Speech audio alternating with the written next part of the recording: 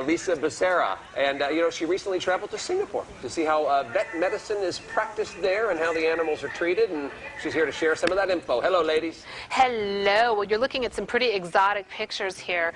Dr. Jill, tell us what we're looking at, what you did. It's incredible. Yeah, I had a fabulous trip to Borneo to investigate some of the animals and the veterinary medicine around the world. I've been working on a documentary, and this is some of the footage that we got while we were there. This is footage of the Singapore Zoo, actually. These are just so exotic and so gorgeous. Okay, and that brings us to attitudes and the way people treat animals in different countries for different reasons. I mean, there's some socioeconomic reasons that they look at animals differently than us. Tell us about your experience. You know, it was an eye-opener, really, to see how the people lived. It was just something right out of National Geographic.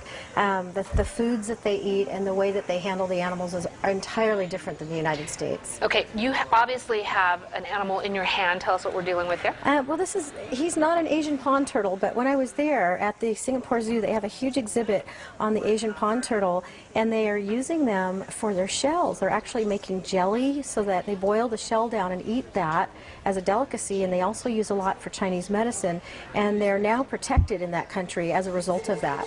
And so basically what we're talking is there's a lot of creatures that are being used for products that they could be using something else instead and save the animal. Okay, tell us about the bird's nest. I just thought this was fascinating. Fascinating, and kind of gross. Fascinating place, kind of gross, right? You think, why would a tourist want to go into these? It's called the Gomatong Cave. We hiked deep into the cave. There are bats everywhere and cockroaches and big giant centipedes that bite.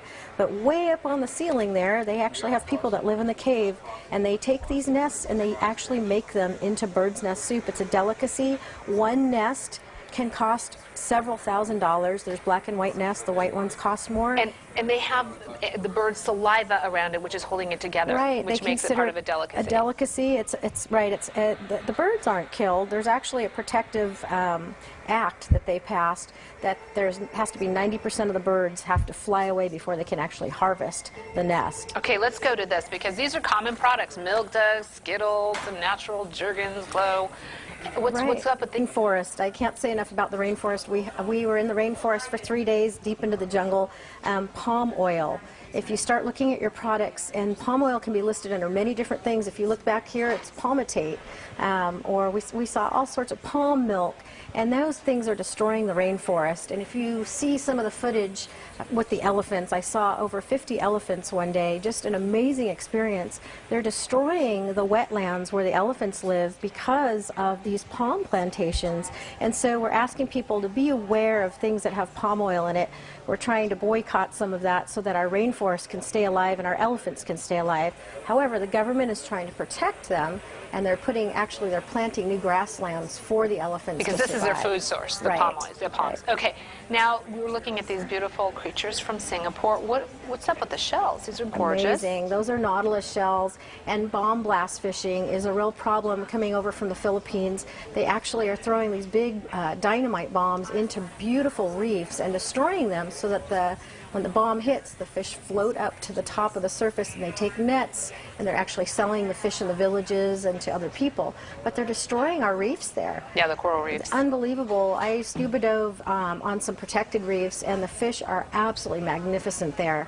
But these bomb blasts, and you can hear the blasting when you're under the water, 40 to 60 feet. You can hear these giant explosions. That's crazy. They're cleaning up unfortunately, they're cleaning up our oceans too well. Yeah, too much. All right, and what do you really want to tell people about when they think about their products and what they're buying and what they're eating? Think about where they came from. Right, absolutely. Yeah. Be aware, make sure that you read your labels.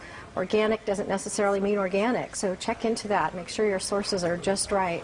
Oh, and one last thing, we did show the Girl Scouts. There were 2 Girl Scouts who found that there were palm oil being used in some of their cookies, and they've led a movement to try to get that out of their products. So the Girl Scouts are they're on board. Certified palm products now. Ben & Jerry's too have 3 products. I mean, it's just loaded everywhere. Your candies, your lotions, all sorts of things have palm oil in it. Well, wonderful to make people aware of this. You are amazing. She's out there scuba diving and out with the animals, not just here in the United States, but all over the world. Thank you so much for joining us. Thank you. Paul, Bethany? And asking us to give up our Skittles. Wow.